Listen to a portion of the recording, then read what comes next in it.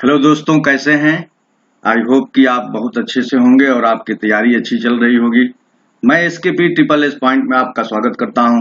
Geometry पर ये part 2 है और आज हम लोग बात करेंगे इस वीडियो में कोण और कोण मापन की पद्धतियां क्या हैं, यानी कोण नापने के लिए किन किन पद्धतियों का प्रयोग किया जाता है, इस पर बात करेंगे। और कितने प्रकार के कोण होते हैं उन पर भी आज इस वीडियो में हम लोग बात करने वाले हैं।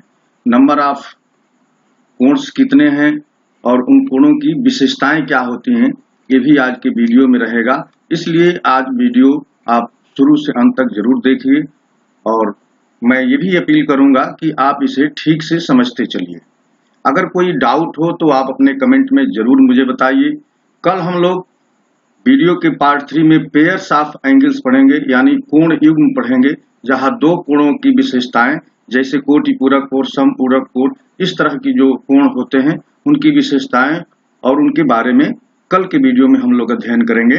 तो आज चलिए शुरू करते हैं। मित्रों, सबसे पहली बात आती है कि कोण होता क्या है, कोण को समझा कैसे जाए। तो किसी समतल में एक रेखा पर दूसरी रेखा की झुकाव की जो माप होती है वही कोण कहलाता है। जैसे ये एक रेखा है O और A, OA एक रेखा है और BO एक दूसरी रेखा है। जैसे ये L1, इसको मान लें कि ये लाइन नंबर 1 है और ये लाइन नंबर 2 है। तो लाइन नंबर 1 पर जो ग्रीन कलर से दिखाई गई है उस पर एक ब्लू लाइन जो लाइन 2 है इस पर झुकी हुई है।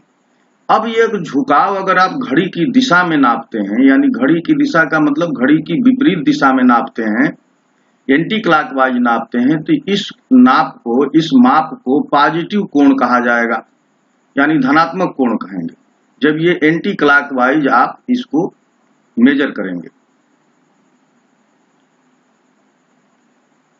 एंटी क्लॉकवाइज को हिंदी में वामावर्त कहते हैं। तो जब वामावर्त इसे मेजर करेंगे, नापेंगे, तब इसे धनात्मक कोण कहेंगे। और इसी कोण को आप अगर घड़ी की दिशा में नापते हैं, यानी क्लॉकवाइज नापते हैं, तो ये कोण निगेटिव होगा, यानी ऋणात्मक होगा, और क्लॉकवाइज को दक्षिणावर्त कहते हैं। अब ये तो जो मेजरमेंट है, जो नाप है कि ये कितना कोण है, इसको कैसे पता लगाया जाएगा और इस कोण को नाम कैसे देंगे। तो देखिए, शीर्ष क्या होता है। शीर्ष जहां पर दो रेखाएं मिलती हैं उस पॉइंट को शीर्ष कहते हैं। यहां पर दो रेखाएं मिलती हैं, इसको शीर्ष कहते हैं और अंग्रेजी में इसे वर्टेक्स कहते हैं। तो जो कोण शीर्ष पर बनता है, यानी यहां पर देखिए O जो है AB और OA और OB का ये शीर्ष है, यानी यहां पर ये दोनों मिल रहे हैं, तो यहीं पर ये कोण बन रहा है। अब जहां पर जिस शीर्ष पर कोण बनेगा उस शीर्ष को बीच में रखते हैं नाम देते समय, तो और कोण बनने का, कोण का ये संकेत लगा देते हैं। तो BOA, देखिए BOA इस कोण का नाम दे देंगे। और इसी को आप इधर से भी पढ़ सकते हैं, AOB भी पढ़ सकते हैं, AOB। बस आपको ध्यान रखना है कि जिस शीर्ष पर कोण बन रहा है वो बीच में होना चाहिए। जैसे O यहां पर देखिए बीच में है। बाकी आप इधर से भी पढ़ सकते हैं, यानी AOB भी पढ़ सकते हैं या BOA भी पढ़ सकते हैं। सामान्यतः कोण को दिखाने के लिए हम लोग लैटिन और ग्रीक लेटर के अक्षर यूज करते हैं। जैसे थीटा है, ये इसको कहते हैं थीटा, ये है अल्फा, इसको बीटा कहते हैं, इसको गामा कहते हैं और इसको फाई कहते हैं। तो ये जो अक्षर हैं ये दूसरी भाषा के अक्षर हैं। इनका यूज जो है कोण को दिखाने में, कोण को रिप्रेजेंट करने में किया जाता है। तो कोण की परिभाषा हो गई कि एक रेखा पर दूसरी रेखा का झुकाव की जो माप है वही कोण कहलाती है। अब कोण को नापने के लिए कई पद्धतियां विकसित हुई। जैसे हमको दूरी नापना रहता है, दूरी या लंबाई नापना है, तो हम इसे कहते हैं कि भाई मीटर या सेंटीमीटर या मिलीमीटर में नापते हैं, और इसी दूरी को हम लोग फुट में भी नापते हैं, और इसी दूरी को हम लोग माइल्स में भी नापते हैं। तो दूरी नापने के यहाँ पर देखिए 3 तरह की सिस्टम हो गए, मीटर में भी, किलोमीटर या सेंटीमीटर, मिलीमीटर यानी एमकेएस पद्धति, और फुट में नापेंगे तो एफपीएस पद्धति और सीजीएस पद्धति। तो अलग अलग जो सिस्टम है दूरी को नापने के लिए, इसी तरह से कोण नापने के लिए भी अलग अलग पद्धतियां विकसित हुई। उसमें से सबसे जो फेमस पद्धति है वो डिग्री में नापना, यानी कोण को डिग्री में नापना। डिग्री को देखिए, जैसे अगर कोण का नाम हमने दे दिया थीटा, तो डिग्री संकेत बनाने के लिए इस पर एक छोटा सा 0 बना देते हैं, तो ये कोण डिग्री में कहलाएगा। रेडियन है, अगर ये कोण रेडियन में नापा जाएगा तो इस पर एक छोटा सा c बना देते हैं, और ग्रेड में नापा जाएगा तो इस छोटा सा g बना देते हैं। अब यहां पर यह पता चलना है कि कोण नापने के लिए संदर्भ कहां से लिया गया। तो संदर्भ यहां से लिया गया कि गणितज्ञों ने कहा कि 90 डिग्री को एक समकोण कहेंगे। 90 डिग्री बराबर एक समकोण, और 1 डिग्री बराबर 60 मिनट के। तो मिनट के लिए देखिए ऊपर एक डैश लगा देंगे और इसको पढ़ेंगे मिनट, और 1 मिनट बराबर 60 सेकेंड के होगा। सेकेंड के लिए यहां 2 लाइन खींच देते हैं।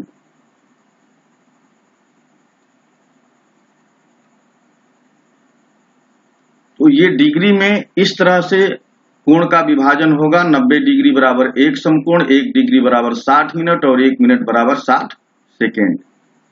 180 डिग्री बराबर पाई रेडियन के होगा। 90 डिग्री को अगर ग्रेड में कहेंगे तो 90 डिग्री बराबर 100 ग्रेड के होगा, और 1 ग्रेड 100 मिनट के बराबर होगा। मिनट के लिए यहां पर एक डैश वाला चिन्ह लगा देंगे, और 1 मिनट जो यहां होगा वो 100 सेकेंड के बराबर होगा। तो सेकेंड के लिए यहां 2 लाइन बना देंगे। तो ये जो ग्रेड वाली प्रणाली है वो ज्यादातर फ्रांस में, या फ्रांसीसी प्रणाली भी इसको बोलते हैं। हम लोगों को जिस प्रणाली में ज्यादातर बात होगी वो है डिग्री की और रेडियन की। तो डिग्री और रेडियन में हम लोग बात करेंगे। अगर तीनों में अगर रिलेशन की बात किया जाए कि इन तीनों में क्या संबंध होता है, तो देखिए d अपान 180 डिग्री बराबर रेडियन अपान पाई बराबर ग्रेड अपान 200।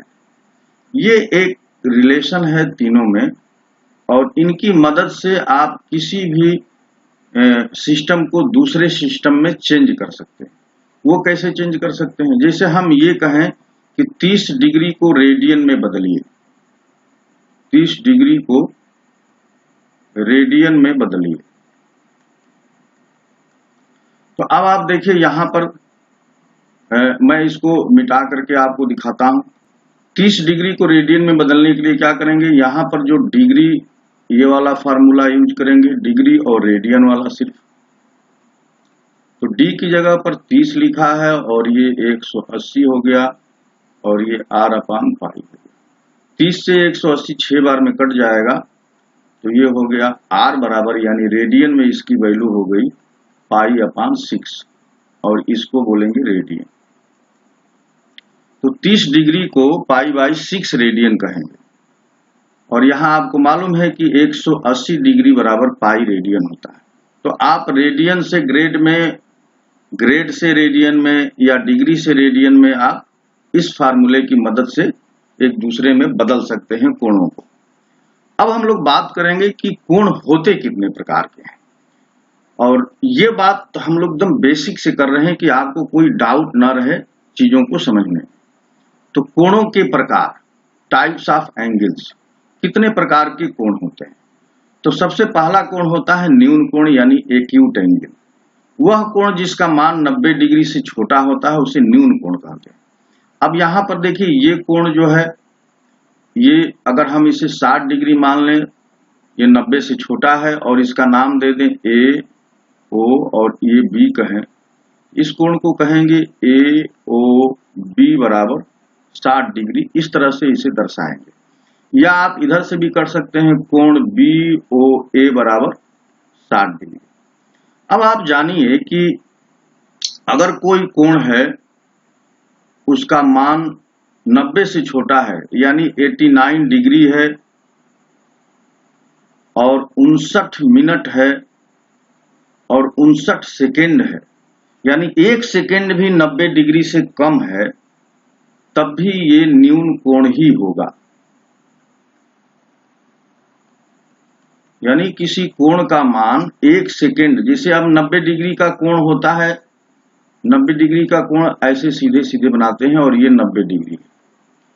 अगर थोड़ा से भी कम, 1 सेकेंड कम हो, तब भी ये न्यून कोण कहलाएगा। यानी 90 डिग्री से 1 सेकेंड कम कोण को भी हम लोग न्यून कोण कहेंगे। तो न्यून कोण 1 डिग्री से लेकर के या 0 डिग्री से लेकर के और 89 डिग्री 59 मिनट 59 सेकेंड के बीच, यानी 90 डिग्री से छोटा सभी कोण न्यून कोण के श्रेणी में आएंगे।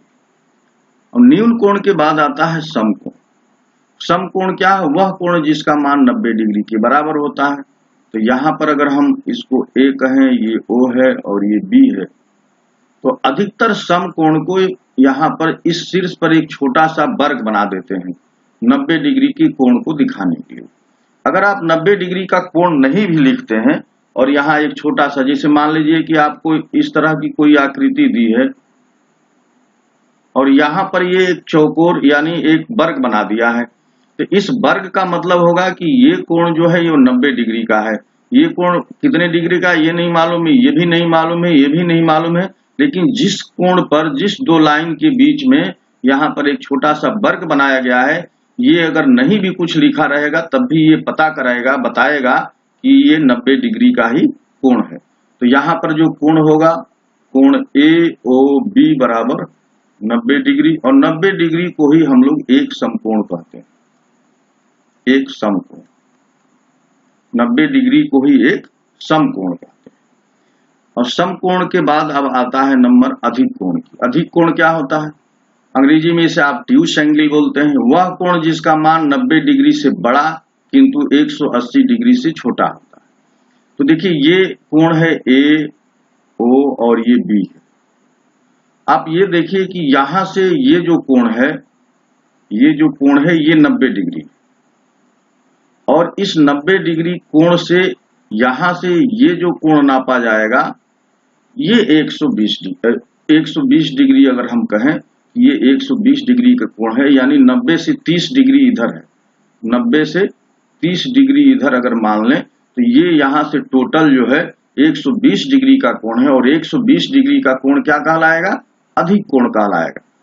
तो ये अगर हम इस तरह से एक कोण बना दें और कहें कि ये कौन सा कोण है और इसका नाम दे दें थीटा, तो ये जो थीटा कोण होगा वो 90 डिग्री से बड़ा होगा और 180 डिग्री से छोटा। तो उसको हम लोग इस तरह से दिखा देते हैं। ये जो है बड़ा और छोटा का चिन्ह है। जैसे 5 जो है 6 से छोटा है, 5 इज लेस देन 6। तो जिधर ये मुंह बड़ा रहता है वो बड़े संख्या के साथ होता है, और जिधर ये नुकीला पार्ट होता है उधर छोटी संख्या होती है। अब इसी को हम ऐसे भी लिख सकते हैं कि 6 इज ग्रेटर देन 5। तो इसको पढ़ने का तरीका अलग है। जैसे 5 इज लेस देन 6, 5 6 से छोटा है, और यहाँ कहेंगे कि 6 5 से बड़ा है। तो ये जो हमने चिन्ह बनाया है, ये 90 डिग्री से बड़ा और 180 डिग्री से छोटा, यहाँ पर जो कोण होगा उसी को हम लोग अधिक कोण या ऑब्ट्यूस एंगल कहें। अब आते हैं सरल कोण या ऋजु कोण। सरल कोण या ऋजु कोण, इसी को अंग्रेजी में स्ट्रेट एंगल कहते हैं। ये क्या होता है? देखिए, अगर हम इसको O मान लें और इसको A मान लें और यहां पर B माने, तो यहां से यहां ये जो कोण होता है ये 180 डिग्री का होता है। यानी एक सीधी रेखा जो है सदैव 180 डिग्री का कोण बनाती है। और या ये कहें कि एक अर्धवृत्त जो है, जैसे ये पूरा वृत्त है, एक जो अर्धवृत्त होता है वो 180 डिग्री का कोण बनाता है। तो यहाँ भी वही बात है, देखिए ये पूरा आधा वृत्त बन गया है। तो एक अर्धवृत्त 180 डिग्री का कोण बनाता है और एक सीधी रेखा सदैव 180 डिग्री का कोण बनाती है। तो कोई भी एक सीधी रेखा है तो इस पर कितना डिग्री का कोण ये बना हुआ है, 180 डिग्री का कोण बना हुआ है। इसलिए हमने नोट में देखिए लिखा है कि एक सरल रेखा सदैव 180 डिग्री का कोण बनाती है। तो कोई भी अगर सरल रेखा या सीधी रेखा दी हुई है तो उसको 180 डिग्री का कोण बना हुआ माना जा सकता है। अब आती है बृहद कोण की बात। बृहद कोण या प्रतिवर्ती कोण, अंग्रेजी में इसे रिफ्लेक्स एंगल कहते हैं। बृहद कोण को ही प्रतिवर्ती कोण कहते हैं और ये पिछले एक दिवसीय परीक्षा में एक बार पूछ लिया गया है कि प्रतिवर्ती कोण क्या होता है। तो वह कोण जिसका मान 180 डिग्री से बड़ा किंतु 360 डिग्री से छोटा होता है उसे बृहद कोण या प्रतिवर्ती कोण या रिफ्लेक्स एंगल कहते हैं। अगर हम इसे O मान लें और इसे A माने और इस रेखा को B माने तो यहां से यहां तक जो कोण बनेगा ये आपका बृहद कोण होता है। और इस कोण को अगर हम कहें कि ये 280 डिग्री का कोण बना है तो 280 डिग्री का कोण जो 180 डिग्री से बड़ा है और 360 डिग्री से छोटा है ये बृहद कोण या प्रतिवर्ती कोण कहलाता है। अब देखिए ये एक सीधी लाइन है, अब एक दूसरी लाइन कोण बना रही है, इस पर झुकी हुई है। तो अगर ये यहां तक झुकी हुई है, यहां से यहां तक ले आए और हम इस कोण को कह देंगे कि ये 330 डिग्री का कोण है, यानी 360 होने में मात्र 30 डिग्री कम है, ये भी बृहद कोण है। तो बृहद कोण की परिभाषा क्या हो गई, अगर इसे हम थीटा में बनाएं, अगर इस तरह से कोण बनाएं और इसको कहें कि ये थीटा डिग्री है, तो ये जो थीटा डिग्री है ये कैसा होगा बृहद कोण के केस में, तो ये 180 डिग्री से बड़ा होता है और 360 डिग्री से छोटा होता है। तो बृहद कोण को इस तरह से प्रेजेंट कर सकते हैं, जो 180 डिग्री से बड़ा किंतु 360 डिग्री से छोटा होता है उसी को बृहद कोण या प्रतिवर्ती कोण कहते हैं। अब हम लोग अंतिम और लास्ट कोण के बारे में पढ़ेंगे कि पूर्ण कोण या कंप्लीट एंगल किसको कहते हैं। तो वह कोण जिसका मान 360 डिग्री के बराबर होता है पूर्ण कोण कहलाता है।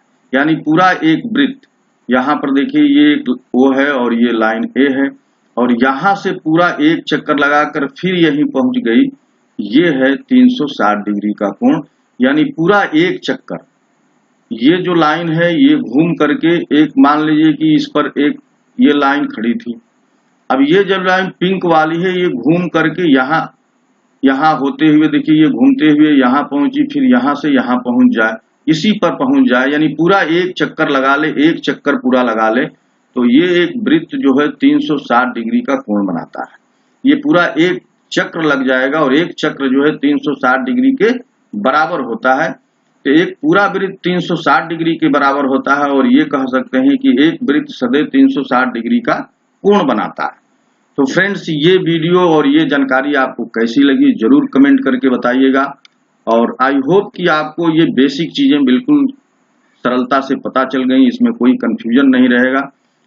कल हम लोग पेयर्स ऑफ एंगल यानी कोण युग्म के बारे में पढ़ेंगे और वो बहुत ही इंपॉर्टेंट है, अक्सर उससे क्वेश्चन पूछे जाते हैं। तो कल की वीडियो देखना ना भूलें और आज की वीडियो में जो भी आपको कोई डाउट हो वो अपने कमेंट में जरूर बताएं।